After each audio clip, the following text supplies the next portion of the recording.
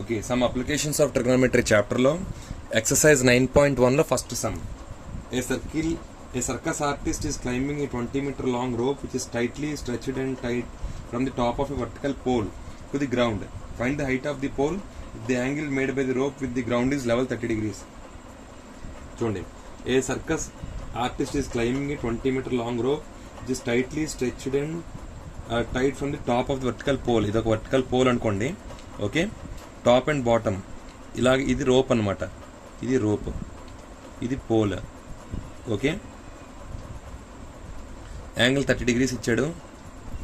Okay, ఈ rope ఏమో 20 meters long ఇచ్చాడు.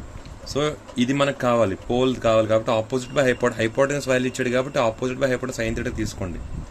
sin 30 degrees equal to rope by pole, అదే పోల్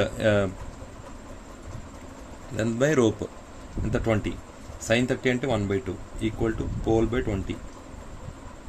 అప్పుడు ఆ పోల్ ఎంత అవుతుంది? 10 meters లెంత్ ఉంటుంది. Okay, thank you.